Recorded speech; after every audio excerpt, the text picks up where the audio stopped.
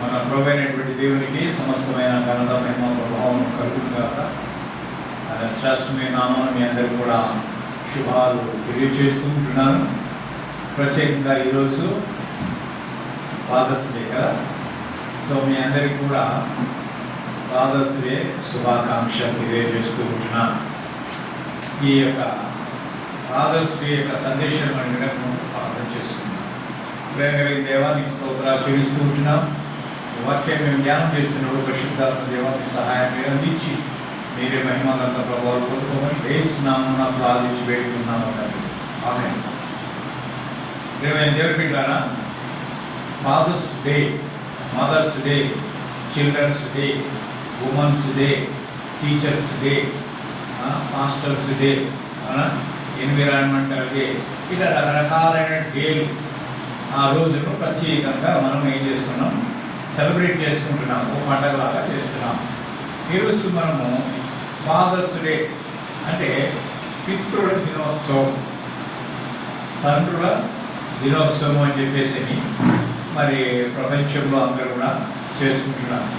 ఈ fathers day ప్రపంచవ్యాప్తంగా అనేక దేశాల్లో జరుపుకుంటున్నటువంటి తండ్రుల యొక్క గౌరవార్థం చేసుకుంటున్నటువంటి ఈ యొక్క ఉత్సవాన్ని ఫాదర్స్ డే చెప్పేసి అంటారు.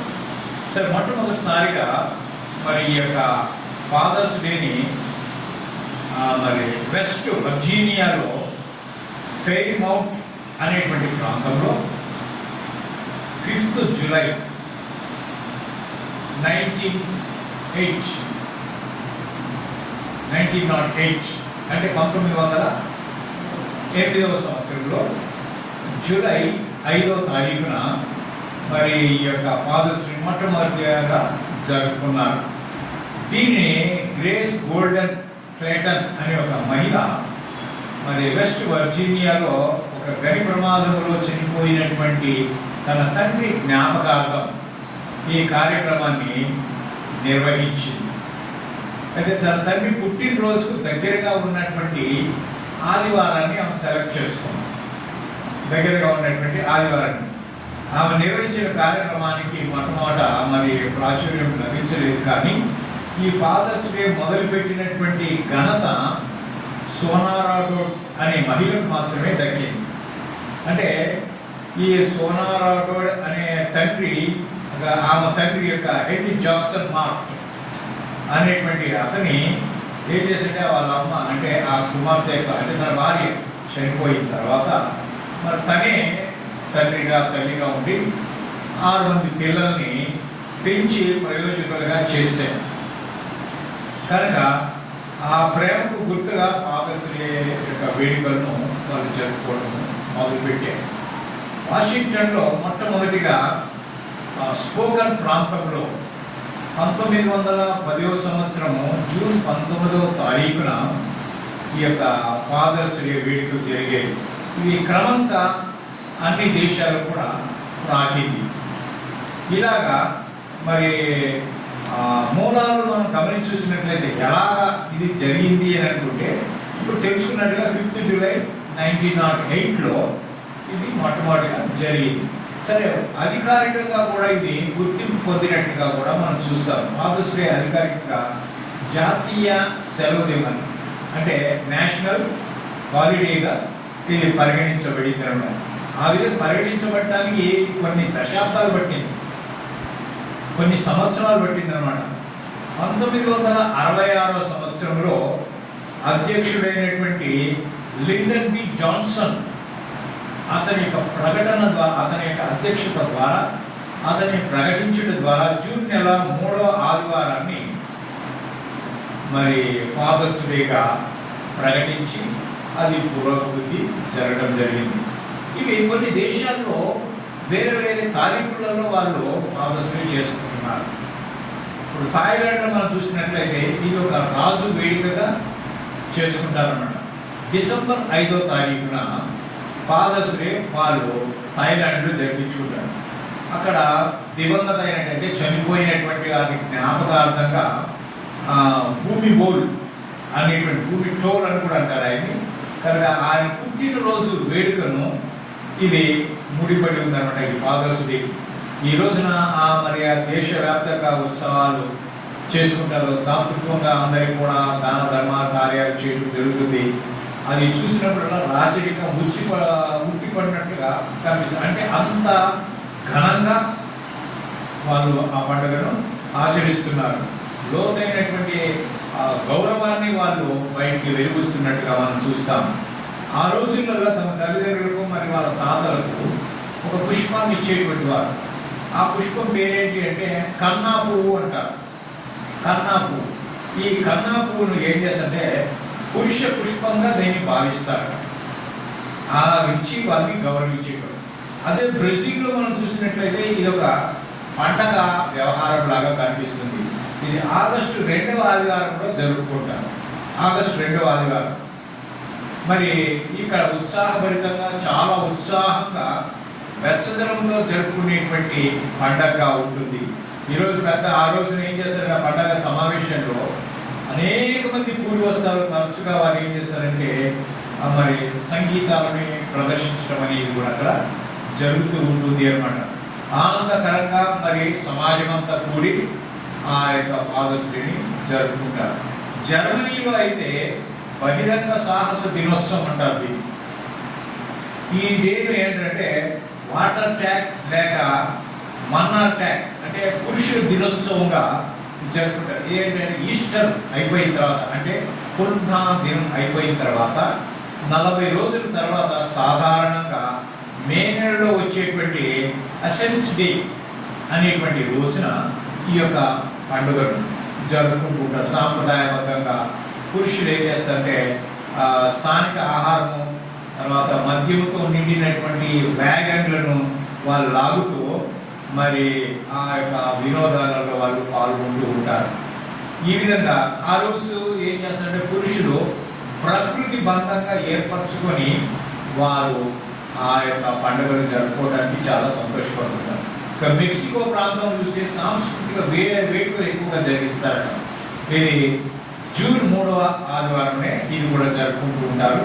ఇది మొట్టమొదటిగా యుఎస్లో స్టార్ట్ అయినప్పటికీ కూడా ఈ సమావేశాల్లో ఆహారం ఉంటాయి, కానీ తరచుగా ప్రదర్శనలు కూడా ఉంటాయి. వాటిలో సాంప్రదాయంగా వాళ్ళు రాసుకోవడం మెక్సికోకు సంబంధించినటువంటి ఆటను కూడా వాళ్ళు పాడుకుంటుంటారు. ఆస్ట్రేలియాలో అయితే వసంతకాల ఉత్సవాలు అంటారు.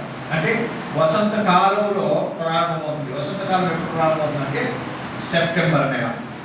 సో సెప్టెంబర్ నెల మొదటి ఆదివారం రోజున ఈ ఫాదర్స్ డే మరి ఆస్ట్రేలియాలో జరుపుకుంటారు. కనుక మరి అక్కడ ఉన్నటువంటి స్కూల్స్ కూడా ఏం చేస్తారంటే తరచుగా పిల్లల్ని మరి తండ్రులకి బహుమతులు ఇవ్వడానికి, తర్వాత ఈ గ్రీటింగ్ కార్డ్స్ ఉంటాయి కదా వాటిని తయారు చేసి మరి వాళ్ళ తల్లిదండ్రులకి ఇచ్చి గిఫ్ట్గా ఇవ్వడానికి ప్రోత్సహిస్తూ ఉంటారన్నమాట. అలాగే జపాన్లో చూసినట్లయితే బహుమతులు మరియు కృతజ్ఞత దినంగా పరిగణిస్తారు దీన్ని. ఇది జూన్ 3వ ఆదివారం నాడే వాళ్ళు నిశ్శబ్దంగా గొప్ప గౌరవంతో ఈ యొక్క ఫాదర్స్ డే పండుగను జరుపుకుంటారన్నమాట. ఆ రోజుల్లో ఏం చేస్తారంటే తల్లిదండ్రులు మంచిగా స్వీట్లు, రుచికరమైన వంటలు చేసి బహుమానంగా ఆ పిల్లలు వాళ్ళ తండ్రులకి ఇవ్వటం అనేది జరుగుతుంది. ఇండియా దేశంలో మనం చూసి అది ప్రతిబింబించేటువంటిగా, అంటే ఇండియాలో ఆచారం లేదు కానీ దాన్ని చూసి మనం ఏం చేసామంటే నేర్చుకున్నాం అన్నమాట. కనుకనే జూన్ 3వ ఆదివారం మనం కూడా జరుపుకుంటాం. ఇప్పుడు జూన్ ఆదివారం కదా, 3వ ఆదివారం కనుక ఈ జూన్ 3వ ఆదివారం చేసుకుంటున్నాం. మరి ఈ జనరల్గా మనం ఈ రోజుల్లో కూడా చాలామంది మనం చూస్తాం గ్రీటింగ్స్ కార్డ్స్ తయారు చేయడం, అవన్నీ కూడా చేసి మన తండ్రులకు ఇక మెసేజ్ పెట్టడం, అవి పెట్టడము, కొంతమంది తయారు చేసినటువంటి గిఫ్ట్లు ఇవ్వడము అనేది కూడా జరుగుతుంది. ఒక విషయం మీకు జ్ఞాపకం చేస్తానంటే నాన్న గురించి ఈ విధంగా అన్ని రకాలుగా వాళ్ళు పండుగలు చేసుకుంటున్నారు. నాన్న ఎవరు అంటే దేవుని యొక్క ప్రతినిధి. దేవుని యొక్క ప్రతినిధి. నాన్న గురించి మనం చెప్పాలంటే చాలా విషయాలు ఉన్నాయి. నాన్న శ్రమజీవి, కష్టపడతాడు కదా, శ్రమజీవి. కుటుంబం కోసము తను జీవితం అంతా కూడా త్యాగం చేస్తూ అలుపెరగనటువంటి పోరాటం చేసేవాడే నాన్న. మరి కుటుంబ బాధ్యతలను మోస్తూ ఉండి కూడా తన జీవితంలో తనకంటూ కొన్ని ఆశయాలు, తనకంటూ కొన్ని ఆశలు అనేవి ఉంటాయి. వాటిలన్నింటినీ కూడా కోల్పోయి పక్కన పెట్టి కుటుంబం కోసము, బిడ్డల కోసము త్యాగం చేయడానికి నాన్న ముందుకు వస్తాడనమాట. కొన్నిసార్లు తన ఇష్టాలు కూడా మర్చిపోతాడు. పిల్లల కోసము తన ఇష్టాన్ని పక్కన పెట్టి పిల్లల యొక్క కోరికలను తీర్చడానికి కష్టపడుతూ ఉంటాడు. మరి తన పొట్టను కట్టుకొని పిల్లల కడుపు నింపేదానికి అహర్నిశలు పనిచేస్తాడు. నేను చనిపోయినా పర్లేదు, నా కొడుకో లేదంటే నా కూతురుకో నేను ఫీజు కట్టాలి, నేను కష్టపడాలి, సంపాదించాలి, లేకపోతే వాడిని స్కూల్లో నుంచి బయటకు తీసేస్తారు. కాబట్టి వాడిని ఏ విధంగా చేతనైనా కానీ వాళ్ళు చదివించాలని దగ్గర లేకపోయినా పక్కన దగ్గర పోయినా అబ్బాయిని అడిగి ఏదైనా చేసి తీసుకొచ్చి తన పిల్లల్ని పైకి స్థాయిలో తీసుకురావాలని తపన పడేది ఎవరు? తండ్రి. కనుక నవమోసాలు మోసినటువంటి బిడ్డగా జన్మనిస్తే తల్లి ఆ బిడ్డను జీవితాంతము తండ్రి చూసుకుంటూ ఉంటాడనమాట. సమాజంలో తల్లికి దక్కినటువంటి ప్రేమ మరి ఎందుకో కానీ తండ్రికి అంత ప్రేమ దక్కదు కదా. తల్లిని ఎక్కువగా ప్రేమిస్తారు కానీ తండ్రిని ఎక్కువగా. కానీ తల్లి తన యొక్క బాధను బయటికి కన్నీటి రూపంలో వ్యక్తం చేస్తుంది, కానీ తండ్రి తన కన్నీటిని హృదయంలో దాచుకుంటాడు, బయటికి కనపడని కూడా చేస్తాడు. కనుక నాన్న కష్టాలు మనము గుర్తించగలిగితే చాలా సంతోషం. మరి అవి రాకుండా, మరి పిల్లలకు కష్టాలు రాకుండా, వాళ్ళు బాధపడకుండా, కష్టం అంటే ఏదో తెలియకుండా పెంచాలని నాన్న ఎన్నో తిప్పలు పడతాడు. పిల్లలు ఏం చేస్తే నాన్న ఫీజు కట్టాలని చెప్పి సైలెంట్ ఉండిపోతారు.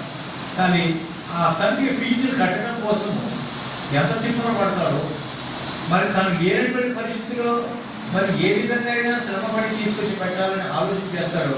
అది పిల్లలు ఏమైనా ఫీజు కట్టాలంటాడు, లేకపోతే స్కూల్లో తన్నేస్తానంటే తప్ప ఆ బరువు గురించి, మరి లేకపోతే నాకు ఫీజు కడతారో లేదు, నన్ను బడికి పంపిస్తారో లేదు అని ఆలోచన పిల్లలకి ఉండదు. కానీ బాధ్యత ఎవరి మీద ఉంది? తండ్రి మీద ఉంది. కనుక అమ్మ కష్టం అందరికీ కనిపిస్తుంది, కానీ నాన్న కష్టం మాత్రం ఎక్కడ దాచుకుంటాడు తెలుసా? గుండెల్లోనే దాచుకుంటాడు.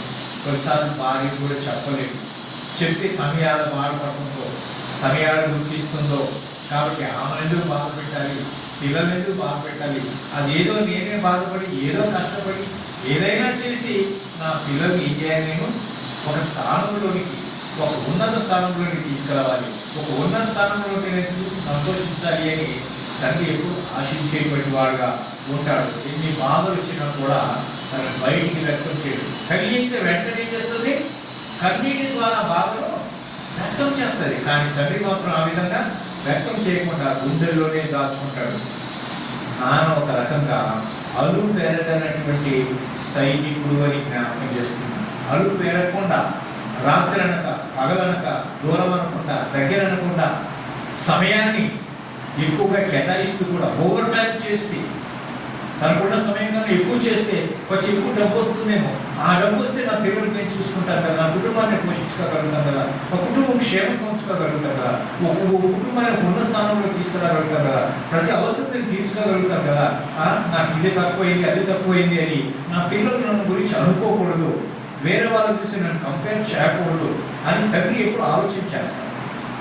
కనుక ప్రేమే దేవుని బిడ్డలారా, మరి కుటుంబం కోసం తన జీవితాన్ని దారపోసేటువంటి తండ్రి ప్రేమ త్యాగానికి గుర్తుగా ఉంది. అందుకోసమని ప్రతి సంవత్సరం కూడా ఫాదర్స్ డేని మనము జ్ఞాపకం చేసుకుంటూ ఉంటాం. మరి ఈ సంవత్సరం మనము జూన్ 3వ ఆదివారం ఫాదర్స్ డేకి మనము సెలబ్రేట్ చేసుకుంటాం. మనకు జీవితాన్ని ఇచ్చిన అమ్మా నాన్నని ప్రతిరోజు మనం ప్రేమిస్తూ ఉండాలి, గౌరవిస్తూ ఉండాలి. వారికి సంబంధించిన ప్రతి విషయాలలో కూడా తీవ్రమైనటువంటి వారు తల్లిదండ్రులు గుర్తు పెట్టుకోవాలి. నా తల్లిదండ్రులు మా కోసం ఎంత కష్టపడుతున్నారు.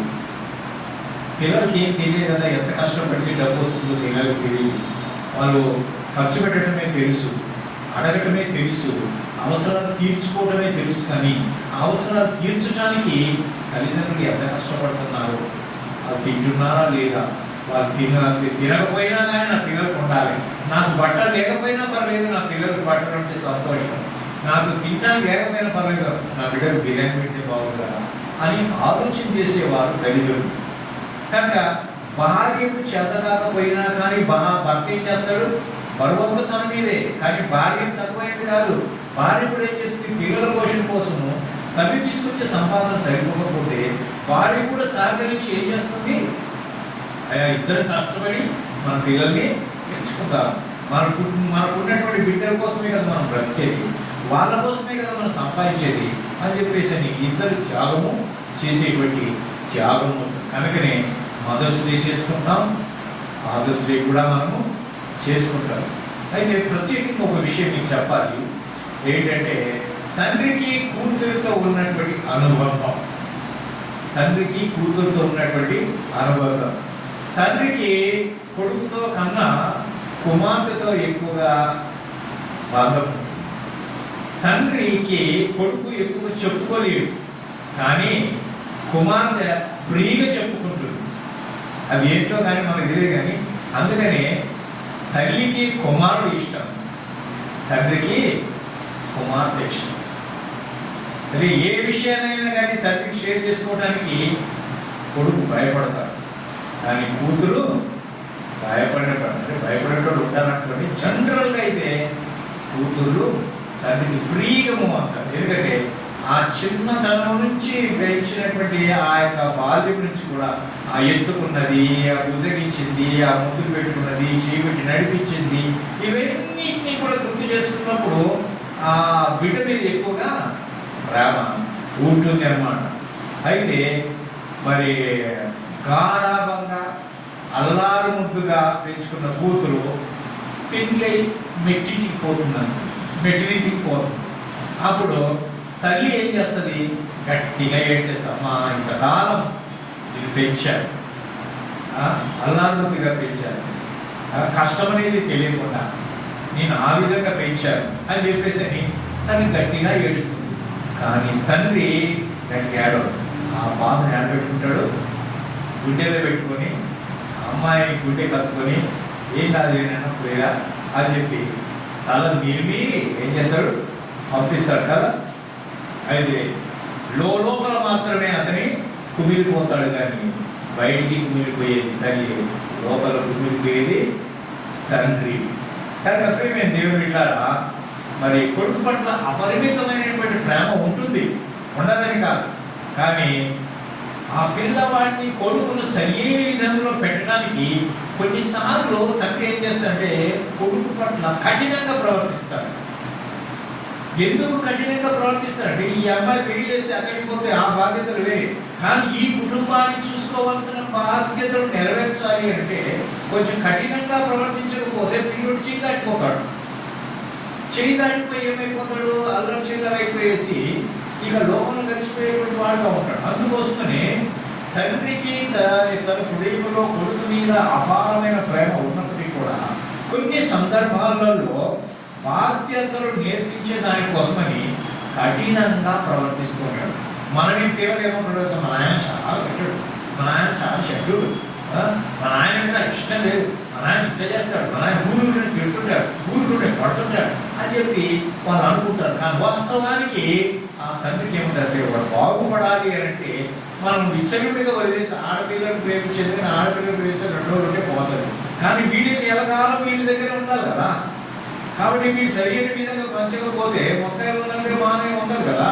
అలాగా వీళ్ళు సరైన పెద్దది పెంచకపోతే వీళ్ళు దారిలోకి పోయిపోయినట్టు తిరిగిపోతాడు, మరి దొంగ అయిపోతాడు, రోజు రకరకాల చెడిపోయి సమాజానికి కుటుంబానికి చెడ్డ పేరు తెస్తాడు. దానికి ఆ విధంగా చెడ్డ పేరు తీసుకురాకుండాలంటే ఆ వాడిని సరైన పద్ధతి పెట్టాలంటే కొంచెం ముందుగానే మనము జాగ్రత్తగా ఉండాలనే ఉద్దేశంతో కఠినంగా ప్రవర్తిస్తూ ఉంటాడు. ఆయన బిడ్డలంటే తండ్రికి ఇద్దరు కుమారుడైనా లక్ష ప్రాణాలే కదా. తండ్రి కష్టం గురించి నిజంగా చెప్పాలంటే మరి నాన్న కష్టం గురించి మాట్లాడుకునే సమాజంలో పెద్దగా చర్చ జరగదు. నాయన కష్టపడుతున్నట్టు అనుకోరు, కానీ తల్లి ఎక్కువగా కష్టపడుతున్నది అని అంటారు. కానీ తండ్రి పోషించడానికి కష్టపడే కష్టాన్ని గుర్తించవలసిన సమాజం గుర్తించలేకపోతూ ఉంటున్నది. మరి ఎందుకంటే మరి తండ్రి పడే కష్టం దేనికోసం కష్టపడుతున్నాడు? అన్ని కనబడినటువంటి విధంగా కూడా కొన్ని పనులు ఆయన చేసి సంపాదన చేస్తుంటాడు. పిల్లల యొక్క చదువుల విషయంలో కావచ్చు, ఉద్యోగ విషయాలలో కావచ్చు, వివాహాల విషయాలలో కావచ్చు, బాధ్యతల విషయాల్లో కావచ్చు. మరి వీటన్నిటిలో కూడా తన బాధ్యతను తను పూర్తిగా చేయగలుగుతాడు తండ్రి. ఆ బాధ్యత ఆయన మీద ఉంది. నా పిల్లలకు నేను చదివించాలి, నా పిల్లలకు పెళ్లిళ్ళు చేయాలి, మనకు ఉద్యోగం రావాలి, వచ్చే వరకు నేను మనని ఆదుకోవాలి, మనకు అన్ని సహాయం చేయాలి. అది బాధ్యత కలిగినటువంటి వాడుగా ఉంది. పిల్లలతో కొన్నిసార్లు పిల్లలతో గడపడానికి కూడా సమయం తండ్రికి ఎందుకంటారు తన పని ఒత్తిడి వల్ల తను ఈ ఇంట్లో పిల్లలతో సమయాన్ని గడపలేకపోతాడు. కొన్నిసార్లు తన సంతోషాలకి దూరం అయిపోతూ ఉంటాడు. కుటుంబాన్ని పోషించడానికి రోజంతా శ్రమపడి వచ్చి కాసేపు తన పిల్లలతో గడిపేటువంటి ఆ సమయం కూడా కొన్నిసార్లు అరుదుగా దొరుకుతూ ఉంటుంది. వెంటనే ఏదో పరిపెట్టుకుని వెళ్ళిపోవాల్సి వస్తుంది. తండ్రి కట్టండి పిల్లలకి ఎక్కడో చిన్న భయం కూడా ఉంటుంది. ఏదైనా తండ్రి పెట్టే భయం వెనక ఆయన ఇచ్చేటువంటి భద్రత చాలా ముఖ్యం. ఎందుకంటే తండ్రి పిల్లల యొక్క భద్రత గురించి, క్రమశిక్షణ గురించి ఆలోచన చేస్తాడు. కఠినంగా కనిపించవచ్చు, కానీ దాని వెనకలు ఏముందంటే మా భద్రత కోసం, మా రక్షణ కోసం, మా మేలు కోసమే అనే దాన్ని బిడ్డలు గ్రహించారు. మనం తండ్రిని గుర్తుపెట్టుకోవాలి. అందుకోసం జీవితానికి ఒక దారి చూపించేవాడే తండ్రి. సరైన మార్గంలో నడవాలి అని చెప్పేసి ఎప్పుడు గుర్తుపెట్టుకోవాలి? ఎప్పుడు గుర్తుపెట్టుకోవాలి కదా. జాగ్రత్తగా కూడా వారిని ఆ తండ్రిని మనము కాపాడుకోవాల్సిన బాధ్యత. మనము చిన్నప్పుడు మనము అడగకుండానే మనకి ఏం చేస్తాడు? తెచ్చిస్తాడా లేదా? అడిగితేనే తెచ్చిస్తాడు. చిన్నప్పుడు అడిగితేనే ఇస్తాడా? లేదా అడగకపోయినా నాకు ఇది కావాలా, నీకు ఇది తీసుకుంటావా, అది కావాలన్నా, నీవేమో ఒకటి కావాలంటే దానికి ఏం చేస్తాడు? రెండు అంటాడు. ఒక చాక్లెట్ కావాలంటే నీకు రెండు చాక్లెట్లు ఇస్తాడు. ఎందుకు ఇస్తాడు? నీ మీద ప్రేమ ఉంది కదా. కానీ మనం ఏమనుకుంటావు? నేను అడిగింది తిప్పిలేదు, నేను అడిగి చేయలేదు అని అంటున్నాను. కానీ ఆయన పరిస్థితి ఏంటున్నాను వచ్చారు. మన ఇష్టాలు తెలుసుకొని కూడా నెరవేర్చడానికి తండ్రికి ఏది ఇష్టమో మనము తెలుసుకోవాలి. ఎప్పుడైనా మనం అడిగే మన తండ్రిని, డాడీ నీకు ఏమైనా ఇష్టమా, నీకేది ఇష్టమో చెప్పు, నేను చేసి పెడతాను. నీకేది ఇష్టం? మరి నీకు స్వీట్ ఇష్టమా, కారం ఇష్టమా, నీకేమి ఇష్టమని ఎప్పుడైనా ఆడపిల్లలు కానీ ఎవరైనా మగ పిల్లలు కానీ ఎప్పుడైనా డాడీని అడిగారా ఏది ఇష్టమో అని? చిన్న చిన్నటువంటి సరదాలతో సంతోషాన్ని తండ్రితో పంచుకోగలిగితే అంతకన్నా తండ్రికరమైన జీవితం ఉంటుంది. కనీసం ఒక రోజైనా మీ తల్లిదండ్రుల దగ్గర కాస్త సమయం గడిపేటువంటి విధంగా ఉండాలి. ఎందుకంటే ఎప్పుడు చదువు చదువు చదువు, ఆటలు ఆటలు ఆటలు పాటలు, ఈటల్లో నిండిపోతుంది. మీ తల్లిదండ్రులు సమయం ఎప్పుడు గడుపుతారు? పిల్లలైనటువంటి వారు సమయాన్ని పిల్లలతో కూడా చదివేటట్టు గడుపుతారు. పిల్లలు కూడా తండ్రితో సమయాన్ని గడిపేటువంటి వారుగా ఉండాలి. అటువంటి వాటి అందమైన వస్తువులను మనం ఇచ్చి మా బర్త్డే రోజున ఎట్లా తల్లి ఇస్తాడో, తల్లి ఇస్తుందో, అలాగని మనం కూడా ఫాదర్స్ డే రోజున, మదర్స్ డే రోజున అది గుర్తుపెట్టుకొని వాళ్ళకి మనం ఏది ఇవ్వలేము, మనం కొనియలేం కదా. ఏదో మనం సొంతగా ఆర్ట్ చేసి అవి చేసి మొత్తం చేస్తుంటారు. సీక్రెట్గా తయారు చేసి ఆ రోజుని అన్ఎక్స్పెక్టెడ్గా తండ్రి కానీ తల్లి కానీ గుర్తించే విధంగా సర్ప్రైజ్ గిఫ్ట్ అని ఇస్తూ ఉంటాం. కనుక అంటే అది ఎందుకు ఆ తలంపు వస్తుంది?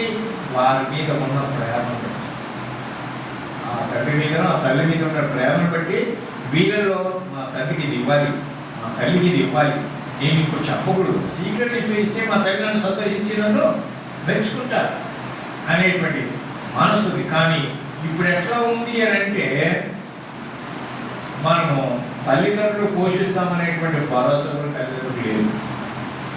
పిల్లలు పోషిస్తారనే భరోసా ఎవరు లేదు.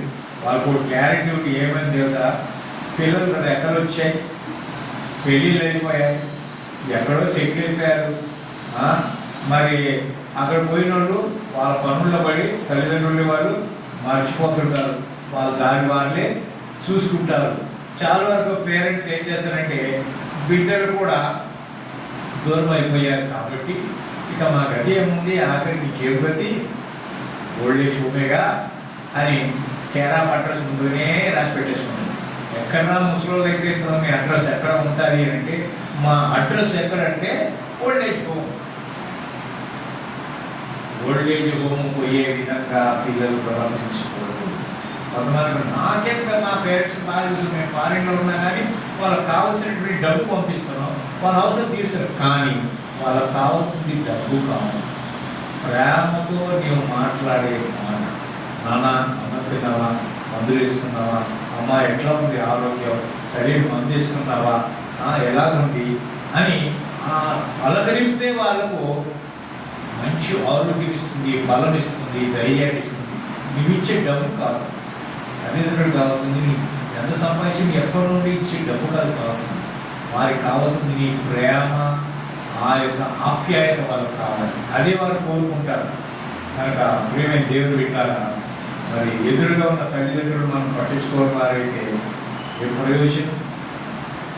ఎదురుగా ఉన్నా కానీ వాళ్ళ బాబులు చాలా మంది పట్టించుకోక ఏం చేస్తారు తెలుసా, ముస్లిం అయిపోయారు. కాబట్టి ఇప్పుడు ఏం చేయాలి తెలుసా, మా బాధ్యతగా మేము చూడాలి. కాబట్టి మేము 2 కుమారులు ఉన్నాము, లేక 2 కుమార్తెలుగా ఉన్నాము అని చెప్పి ఏం చేస్తారో తెలుసా, తల్లిదండ్రులని విడదీసేస్తున్నారు. ఎలా? నాన్న నువ్వు పెట్టుకో, అమ్మని నేను పెట్టుకో. నాన్నను నువ్వు 3 నెలలు పెట్టుకో, నేను అమ్మని 3 నెలలు పెట్టుకుంటా. అమ్మని నీ దగ్గర పెడతా, నాన్నని ముసలితనంలో 2 దగ్గర కూడా వదిలిపెట్టి వాళ్ళు 2ని విడదీస్తుంటారు. ఆయన కోసం ఏమయ్యో కోసం ఆయన కబరపడుతుంటారు. 2ని ఒక నెల నీ దగ్గర ఒక నెల పెట్టుకున్నా బాగుంటుంది. కానీ ఏం చేస్తుంటారు, 2ని పోషించడం నాకు కాదు. కాబట్టి నువ్వు నాన్నను పెట్టుకో, అమ్మను పెట్టుకో, నువ్వు ఎవరు వద్దంటే వాళ్ళు పెట్టుకో. ఇట్లా అంటే విడదీసేటువంటి విధంగా ఉంటుంది ఈ రోజుల్లో. ఆ విధంగా ఉండకుండా ఉండాలని జ్ఞాపకం చేస్తున్నాను. ప్రియమైన దేవుడు బిడ్డలారా, జీవితం మొత్తము పిల్లల కోసమే కష్టపడి కనీసము చివరి దినాల్లో అయినా శాంతియుతంగా, సమాధానంగా, సంతోషంగా పిల్లల దగ్గర ఉండాలని తల్లిదండ్రులు కోరుకుంటారు. ఆ యొక్క ఆశను తీరవలసిన బాధ్యత పిల్లల మీద ఉన్నది. కానీ తల్లిని తండ్రిని విడదీయకూడదు. పెట్టుకుంటే 2ని దగ్గర పెట్టుకో. అలా నా డేట్ అయిపోయింది 30వ తారీఖు, కాబట్టి ఇక 1వ తారీఖున ఉండడానికి నాకు అవసరం లేదు, పోవాలంటే పెద్ద కొడుకు దగ్గరికి. ఏ రోజైనా 31వ తారీఖు వచ్చిందనుకో, 30 రోజులు చూసుకుని నేను 31 ఎందుకు చూసుకుంటా? నేను 30 రోజులు చూసుకుంటా, నువ్వు 30 రోజులు చూసుకుంటా. ఇంక 1 రోజు అంటే పడతా 50 రోజులు 1 రోజు. నేను 31 రోజులు చూసుకున్నాను, నువ్వు ఎక్కువ 30 రోజులు చూసుకుంటే నువ్వు ఊరుకుంటానా? ఇట్లా ఆ విధంగా ఉండకుండా రోజులు లెక్క పెట్టేటువంటి వారుగా ఉంటే ఇంత పెద్ద అయ్యేటల్లా, ఇంత మీకు చదువు వచ్చేదా, ఇంత స్థితిలో ఉండేటువంటి వారా? కానీ ఈ స్థితి నీకు వచ్చినామంటే తల్లిదండ్రులు లేకుండా పిల్లలు, తండ్రి లేకుండా పిల్లలు లేరు, తల్లి లేకుండా పిల్లలు లేరు. కాబట్టి తల్లి తండ్రి 2 కూడా 2 కళ్ళు అని మీకు జ్ఞాపకం చేస్తుంది. ప్రేమ దేవుడు బిడ్డలారా, మరి ఇంకొక విషయం చెప్పనా, మనకు బ్రతుకునిచ్చినటువంటి తల్లిదండ్రుల బాధ్యతల పేరుతో మనం ఎప్పుడు కానీ 2ని పంచుకోకూడదు. ప్రత్యేక సందర్భాలు వారందరికీ కూడా ఇవ్వగలిగినటువంటి బహుమతులు ఇవ్వండి, సంతోషపెట్టగలిగినటువంటి విధంగా సంతోషపెట్టాలి. మరి దేవుడు తన ప్రేమను మరి తండ్రిలాగా ప్రేమను వ్యక్తం చేస్తున్నాడు. ఏకైక కుమారుడైనటువంటి యేసుక్రీస్తును మన కోసము ఒక తండ్రి ఈ లోకానికి పంపించాడు. ఆయనే పరమ తండ్రి. పరమ తండ్రి అయినటువంటి దేవుడు మనల్ని ప్రేమించి తన ఏకైక కుమారుని ఈ లోకానికి పంపించాడు. అంటే క్రియారూపకంగా ఆయన ఏం చూపిస్తున్నాడు? తన ప్రేమను చూపిస్తున్నాడు. అందుకని దేవుడు లోకమును ఎంతో ప్రేమించెను కాగా తన అద్వితీయ కుమారునిగా పుట్టిన వాని అని విశ్వాసం ఉంచు ప్రతివాడును నశింపక నిత్య జీవం పొందినట్లు యేసు ప్రభు వారిని మనకి అనుగ్రహించినాడు. అందుకే తల్లిదండ్రి అనేటువంటిది 2 కాలువలు లాంటి వాడు. తల్లి తండ్రి వీళ్ళిద్దరూ రెండు కాలువలు లాంటి వారు. ఈ రెండు కాలువల మధ్యలో ప్రవహించేటువంటిదే ప్రేమ. ఈ ప్రేమ ఏంటి అంటే దేవుని ప్రేమ. ఈ రెండు కాలువల మధ్యలో కలిసి వెళ్ళటానికి మధ్యలో కలిపేటువంటిది ఏంటి? దేవుని యొక్క ప్రేమ. చూడండి, మరి ఫాదర్స్ డే, మదర్స్ డే ఎలా జరుపుకుంటున్నామో అలాగే ఫాదర్స్ డే చేస్తూ కూడా మంచిది అని చెప్పి అందులో నుంచి వచ్చినటువంటి ఆ యొక్క టాపిక్ ఏంటి కనుక ఇక్కడ మనం చూస్తున్నాం.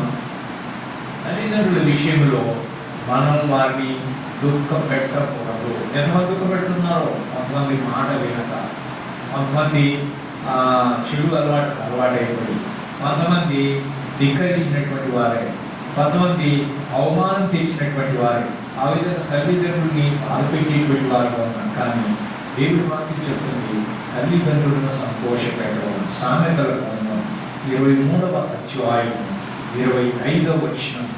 సామెతల గ్రంథం 23వ అధ్యాయం 25వ వచనం. నీ తల్లిదండ్రులను నీవు సంతోషపెట్టవాలని. ఎవరిని సంతోషపెట్టాలా? నీ తల్లిదండ్రులు. ఎందుకు? నీ స్థితిగతులను నీ పుట్టుక నుంచి నీవు యవనస్తుడయ్యేదాకా, నీ పెళ్ళి అయ్యేదాకా, నీ మనమల విషయంలో, కొడుకుల విషయంలో, కూతురుల విషయంలో అన్నీ సపర్యలు చేస్తూ వాళ్ళు ఆ విధంగా నీకు మేలుకరంగా ఉన్నప్పుడు వారి ముసలితనంలో ఏం చేయాలి? వారిని సంతోషం పెట్టి వారు ఉన్నారు. సంతోషం పెట్టాలి అంటే ఏం చేయాలా? వారు చూస్తుంటే ఏమి డ్యాన్స్ చేయమని కాదు, అంటే వారు సంతోషపడేటువంటి పనులు నీవు చేయాలి. వాళ్ళు ఏమి సంతోషపడతారు? నీవు భయభక్తులు కలిగి ఉంటే వారికి సంతోషం, నీవు క్షేమంగా ఉంటే వారికి సంతోషం, నీవు ఆరోగ్యంగా ఉంటే వారికి సంతోషం, నువ్వు ఇతరులు మేలుకరంగా ఉంటే వారికి సంతోషం, నీవు భయభక్తులు కలిగినటువంటిగా ఉంటుంటే వారికి సంతోషం. కనుక వారికి సంతోషం కలిగించే విధంగా మనము ప్రవర్తించాలి. అదే సామెతల గ్రంథం 17వ అధ్యాయం 6వ వచనం మనం చూసినట్లయితే, మరి కుమారుడు ఎటువంటి వారు ఒకటి చెప్పబడుతుంది. తండ్రులే కుమారులకు అలంకారం. అందరూ అలంకారాలు చేసుకుంటారు కదా, అంటే నెక్లెస్ లాంటివి అవి ఇవి వేసుకుంటుంటారు కదా. తండ్రులకు అలంకారం ఎవరంట? తండ్రులే కుమారులకు అలంకారం. అంటే తండ్రి ఉన్నాడు అంటే ఆ కుమారుడు పండంతా ధైర్యం అన్నమాట. అదే సామెతల గ్రంథం 10వ అధ్యాయం 1వ వచనం మనం చూస్తాం. అక్కడ ఏం రాయబడింది? 10వ అధ్యాయం 1వ వచనం సామెతల గ్రంథం. జ్ఞానము గల కుమారుడు తన తండ్రిని సంతోషపరచడు. జ్ఞానవంతుడు తండ్రిని సంతోషపడతాడు. కాబట్టి ప్రియమైనటువంటి దేవుడు బిడ్డారా, ఈ తల్లిదండ్రులను మీరు ఏం చేయాలి? గౌరవించాలి. వారి యొక్క ఆశీర్వాదాలు మీరు పొందుకోవాలి. అందుకని చివరి దశలో ఉన్నప్పుడు పిల్లల్ని చూడాలా రమ్మని పిలుస్తుంటారు. ఇంకా వచ్చాడు, వస్తున్నాడు వచ్చాడా వచ్చినట్టు ఎక్కడ చూసి వచ్చినా నాయన, బాగున్నావా నాయన అని అప్పుడు కనిపిస్తాం. అంటే చివరి శ్వాస వరకు కూడా ఆ కుమార్తె మీద కానీ కుమారుడి మీద కానీ ఆ తల్లిదండ్రులు ఆశ పెట్టుకుంటారు. ఎందుకని? తను కన్నటువంటి బిడ్డలు కాబట్టి వాళ్ళ చివరి చూపైనా చూద్దాము. కానీ పిల్లలు ఎందుకు వస్తారో తెలుసా? వాళ్ళ ఆస్తి ఎంత ఉంది, ఊరికే మీద రాసిందా, ఏడైనా సీక్రెట్గా ఏమైనా దాచిపెట్టిందా, అది చూసుకుంటామని వస్తారు. ఒకసారి చనిపోయిన తర్వాత ఇంకా బిడ్డ కోసం ఎదురు చూస్తుంటాను. అప్పటికే అందరు ఏడ్చి అయిపోయింది. అంతా అయిపోయిన తర్వాత ఆమె వచ్చి ఏడుస్తూ మీద పడిందంట. మీద పడి ఏం చేస్తుంది? ఆ తల్లి చేతికి ఒక ఉంగరం ఉంది. ఆ ఉంగరం పట్టుకుని ఏడుస్తూ గుంజుతుంది. తల్లి మీద పడి ఏడుస్తూ ఏం చేస్తుంది? తల్లి చేతుకున్న ఉంగరం పక్కన అమ్మమ్మ ఇప్పటిదాకా ఏడ్చి గుంజిలో ఆ ఉంగరం రాలేదు, ఇంగ్లీష్ తిప్పులో పడతాడు. మరి ఆమె ఏడ్చేది దేనికోసం? ఏడుస్తూ నటించేది అయితే ఆమె చేతుకున్నటువంటి ఉంగరం తీసుకుంటాం. అంటే వాళ్ళు ఏమి రాసిపెట్టారా, ఏ ప్రకారాలు ఉన్నాయా, ఎవరి పేరు మీద రాశారా, ఆస్తులు ఎవరి మీద రాశారా, వీటిలో చూడడానికి లాస్ట్లో పెట్టడానికి వస్తాడు. నిజంగా చూసి అదే నా తల్లి ఇంకా చూడలేను కదా అని చెప్పేసి ఉద్దేశంతో వచ్చేటువంటి చాలా తప్పు. ప్రేమ దేవుని బిడ్డలారా, మనం ఆ విధంగా ఉన్నాం.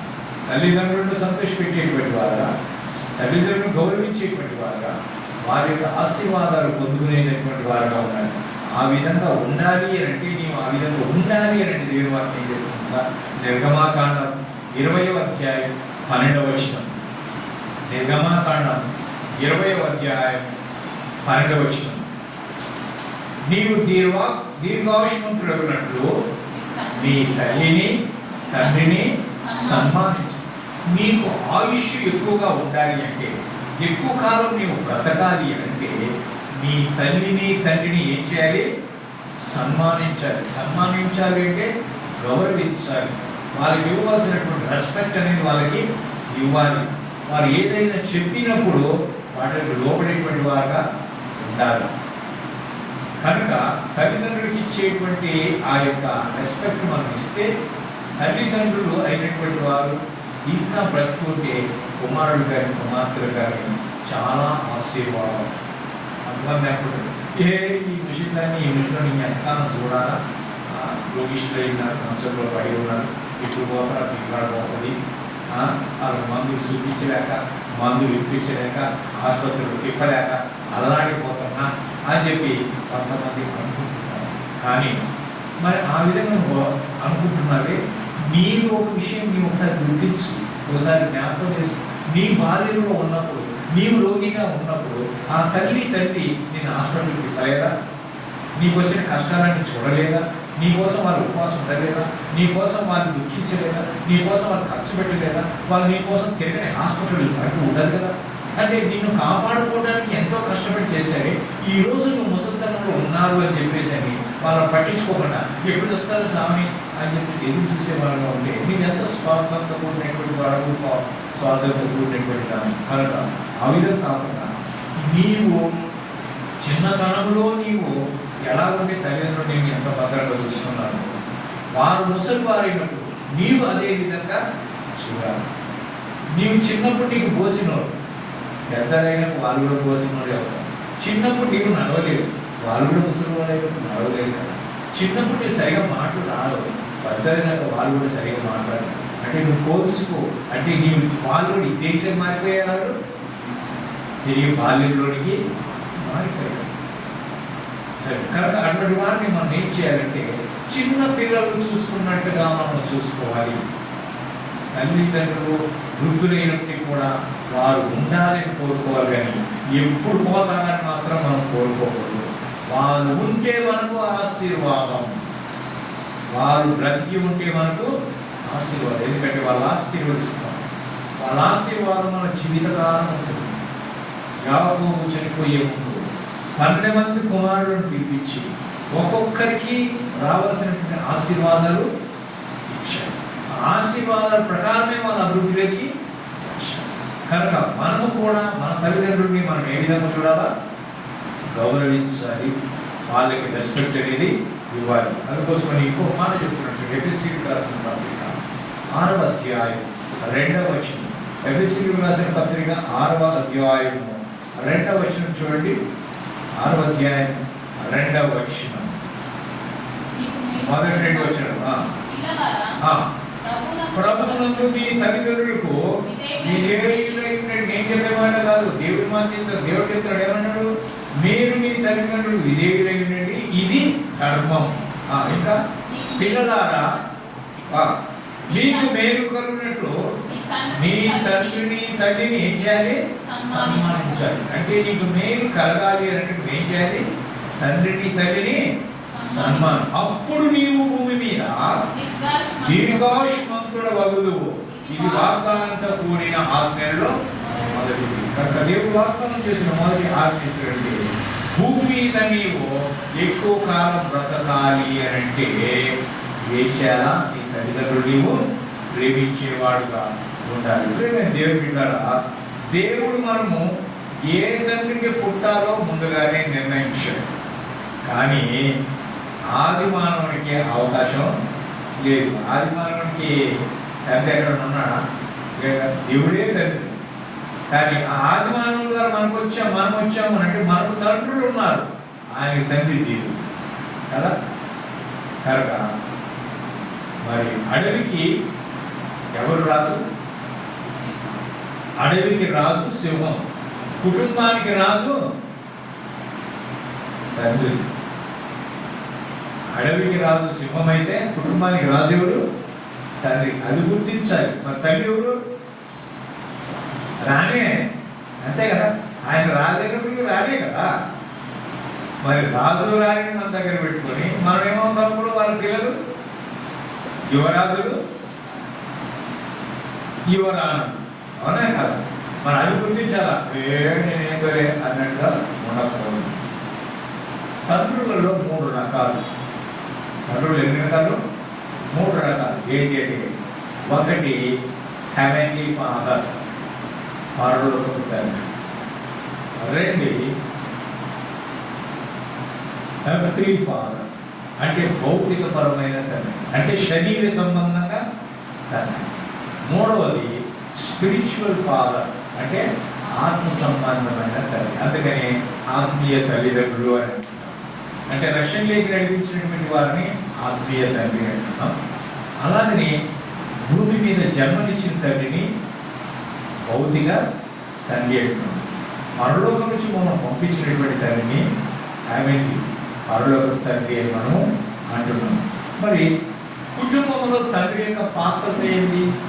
తండ్రి యొక్క పాత్ర ఏంటి అంటే 3 పాత్రలు ఉన్నాయి. ఏంటి అంటే, మొట్టమొదటిగా is a protector. Father is a protector, అంటే తండ్రి ఏంటి అంటే కాపాడువాడు, కుటుంబంలో కాపాడేవాడు, కుటుంబంలో బిడ్డల్ని కాపాడేవాడు, అపాయాలు రాకుండా కాపాడేవాడు, ఆపదలు రాకుండా కాపాడేవాడు, అన్ని విషయాల తోడుగా ఉండి నీడగా ఉండి కాపాడేవాడు. కనుక ఆయన ఏమన్నారు అంటే కాపాడేవాడు, ప్రొటెక్టర్ అన్నారు. 2వ డ్యూటీ ఏంటి అంటే హీఈస్ ఎ లీడర్, ఆయనకి ఒక నాయకుడు, అంటే కుటుంబానికి ఆయన నాయకుడు. అందుకని ఏమంటాం మనం? కుటుంబ యజమాని అంటాం. మా ఇంటి ఆయన లేడు అంటాం, అనగా వాళ్ళు ఏమంటుంది? మా ఇంటి ఆయన లేడు. ఎవరు బయట అంటే ఆ ఇంటి ఆయన, లేదంటే ఆ ఇంటి ఆవిడ, అవునా కదా. అంటే లీడర్షిప్ క్వాలిటీస్ కలిగినటువంటి వాడు, అంటే భార్యని కానీ పిల్లలు కానీ ఏ విధంగా తన కుటుంబాన్ని నడుపుకోవాలనో ఆ క్వాలిటీస్ కలిగినటువంటి వాడే లీడర్. క్వాలిటీస్ లేకుండా లీడర్ కాలేడు కదా. ఒక రాజకీయ పార్టీ కావచ్చు, ఇంకోటి ఏదైనా కావచ్చు, అతనిలో ఆ లక్షణాలు ఉంటే అతను లీడర్గా ఎదుగుతాడు. అలాగే కుటుంబాన్ని సక్రమంగా నడిపించగలిగినటువంటి వాడు ఒక leader. Father is a leader. 3వది ఏమో చూస్తే ఈజ్ ఏ ప్రొవైడర్. ప్రొవైడర్ అంటే సమకూర్చు వాడు. సమకూర్చు వాడు అంటే కుటుంబంలో ఏది అవసరత ఉన్నదో అవన్నింటినీ కూడా సమకూర్చేటువంటి వాడు.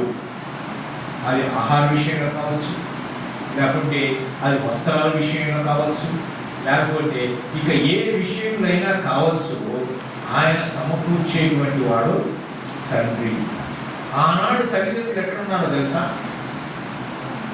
ఆనాడు ఉన్నటువంటి తల్లిదండ్రులు ఎలా ఉన్నారు అంటే ఒక మాట అనుకుంటారు. ఏమంటారు తెలుసా? నేను పురుషుడను. ఏమంటారు? నేను పురుషుడను, నేను మగాడిని, సంపాదించడమే నా పని. ప్రొద్దున్నే లేస్తూనే కాలు మీద కాలేసుకొని ఏం చేయాలా? పేపర్ చదవాలి, రచ్చబండ మీద కూర్చొని న్యాయాలు చెప్పాలి, ఉద్యోగం చెయ్యాలి. ఇది అని ఆనాడు. ఇప్పుడు ఉన్నటువంటి యొక్క తల్లులు ఎలా ఉన్నారో తెలుసా? పొద్దున్న లేచి కూరగాయలు తీసుకురావడం, పిల్లల్ని రెడీ చేయడం, వాళ్ళ యొక్క బస్తాలు ఉండడం, ఆ సంస్కృతి మోసుకుంటూ స్కూల్లో తీసుకుపోయి మొదలుపెట్టారు. అంటే అప్పుడున్న తండ్రి ఎలా ఉన్నాడు, ఇప్పుడున్న తండ్రి ఎలా ఉన్నాడు చూడండి. అయితే పరలోకపు తండ్రి ఇవన్నింటినీ మనం చూస్తూ ఉన్నాడు. పరలోకపు తండ్రి యొక్క లక్షణాలు మనం చూస్తే ఆయన కుమారుడు కలిగిన వాడుగా ఉన్నాడు. ఎందుకంటే ఎందరైతే ఆయన అంగీకరిస్తారో వారందరూ కూడా దేవుని కుమారుడు అని చెప్పబడింది. కానీ చూడండి, దేవుడు చెప్పినటువంటి మాట మత్తయి సువార్త, యేసు ప్రభువు చెప్పిన మాట చూడండి. మత్తయి సువార్త 5వ అధ్యాయం, మత్తయి సువార్త 5వ అధ్యాయము, మత్తయి సువార్త 5వ అధ్యాయము 44వ వచనం చూడండి. 5వ అధ్యాయం 44వ వచనం. 44 నేను మీకు చెప్పాను, మీరు పరలోకమందున్న మీ తండ్రికి కుమారుడై ఉన్నట్లు మనం ఏం చేయాలంట? మీ శత్రువులను ప్రేమించండి, మిమ్మల్ని హింసించే వారి కోసం ఏం చేయాలంట? ప్రార్థన చేయండి. దేవుని కుమారుడిగా మనం ఉండాలి అంటే మనల్ని హింసించే వారి కోసం మనం ఏం చేయాలి? ప్రార్థించేవారుగా ఉండాలి. యోహాను సువార్త 1వ అధ్యాయం 12వ వచనం. యోహాను సువార్త 1వ అధ్యాయం 12వ వచనం. యోహాను 1:12 చూసారా? తను ఎందరికి వారందరూ తన నామమునందు దేవుని పిల్లలకు ఆయన అధికారం ఇచ్చాను. ఆయన నామంలో ఎంతమంది విశ్వాసం ఉంచుతారు వారందరూ దేవుని కుమారులకు అధికారం ఇచ్చాడు. రెండవదిగా మన పరమ తండ్రి ఏంటి అంటే పరిపూర్ణుడైన వాడు, పరిపూర్ణుడు. మత్తయి సువార్త 5వ అధ్యాయం 48వ వచనం. మత్తయి సువార్త 5వ అధ్యాయం 48వ వచనం. ఆయన పరిపూర్ణుడు. చూడండి 5:48. మీ పరలోకపు తండ్రి పరిపూర్ణుడు కనుక మీరు పరిపూర్ణుడై ఉండవలెను. ఆయన పరిపూర్ణుడు కనుక మనం కూడా పరిపూర్ణులుగా ఉండాలి. మూడవదిగా దేవుడు ఎటువంటి వాడు? తండ్రి దేవుడు ఎటువంటి వాడు అంటే ఫలమిచ్చువాడు. అంటే ఫలమిచ్చేవాడు. మత్తయి సువార్త 6వ అధ్యాయం 1వ వచనం. మత్తయి 6:1.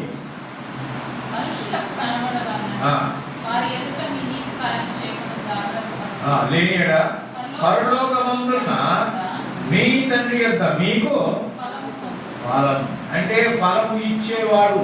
నీవు చేసిన దాన్ని బట్టి ఆయన మనకు ఫలము ఇచ్చేవాడు. రోమా 2వ అధ్యాయము 6వ వచనం. రోమిలకు రాసిన పత్రిక 2వ అధ్యాయము 6వ వచనం. 2:6 వచనంలో చూస్తాం. ఆయన ప్రతి వానికి వాని క్రియల చొప్పున ప్రతిఫలం ఇచ్చును. కనుక ఆయన ఫలం ఇచ్చేటువంటి వాడు. నీవు మంచి చేసినా చెడు చేసినా వాని క్రియలను బట్టి ఆయన ఫలం ఇచ్చే తండ్రిగా ఉన్నాడు. నాలుగవదిగా ఆయన క్షమించే తండ్రిగా ఉన్నాడు. మత్తయి సువార్త 6:14. మత్తయి సువార్త 6వ అధ్యాయం 14వ వచనం. చూసారా? 6:14లో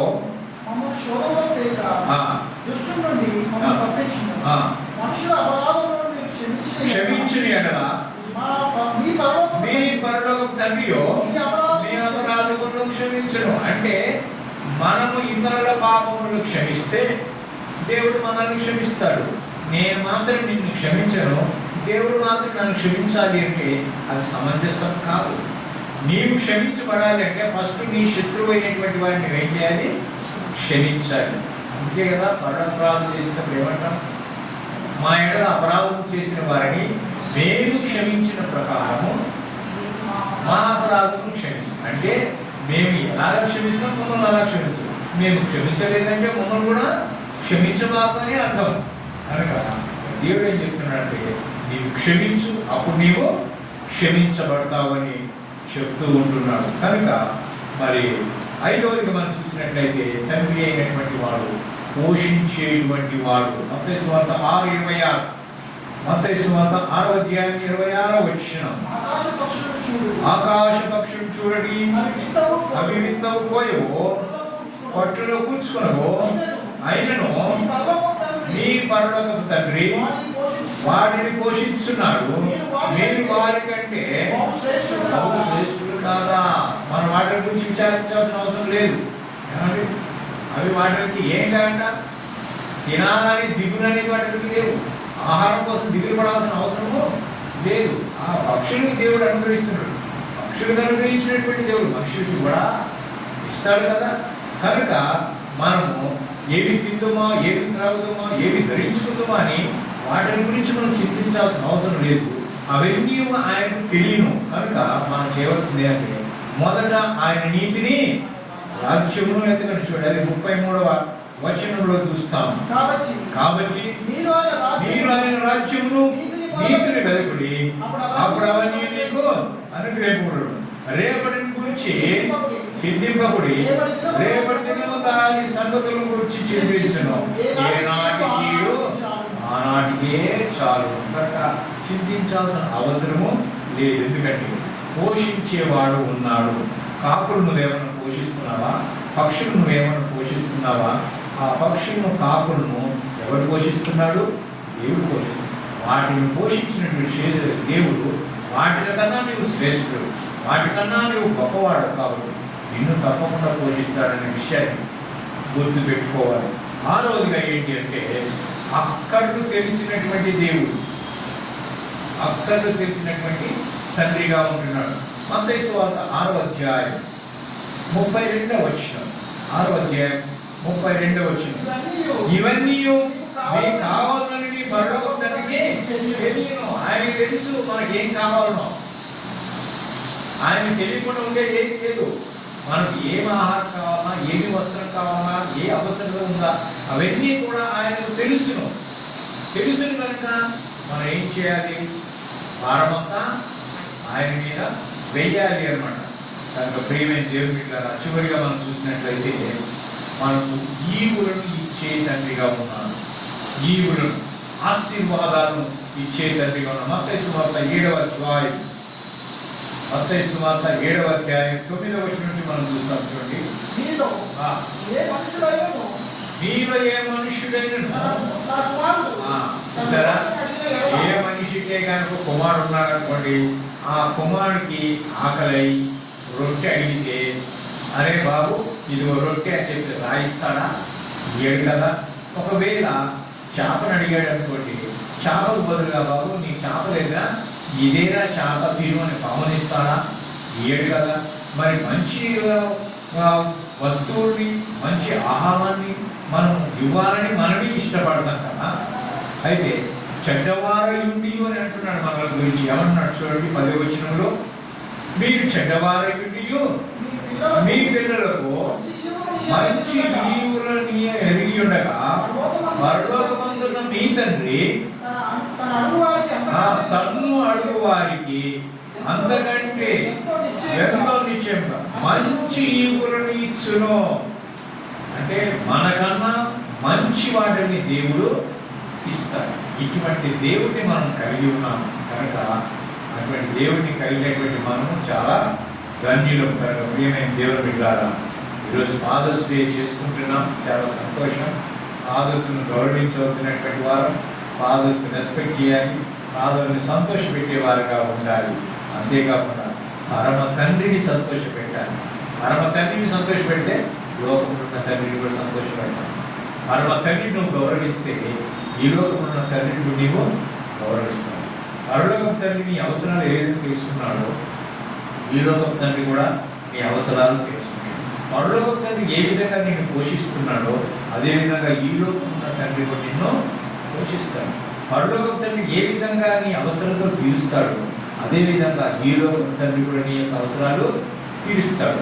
ఈ కంపారిజన్ తీసుకొని ఈ పరలోకం తండ్రి ఈ లోకం తండ్రి నీకు ఇచ్చినందుకు నీవు దేవునికి ఎంతనో కృతజ్ఞత కలిగి ఉండాలి. కాబట్టి మీ తల్లిదండ్రులు ఏం చేయాలా? ఘనంగా సన్మానించండి, మేలు పొందండి. ఈ తల్లిదండ్రుల దినోత్సవ సందర్భంగా మీ అందరికీ శుభాకాంక్షలు తెలియజేస్తూ ఉంటున్నా. దేవుడు మిమ్మల్ని ఆశీర్వదించుగాక. ఆమేన్.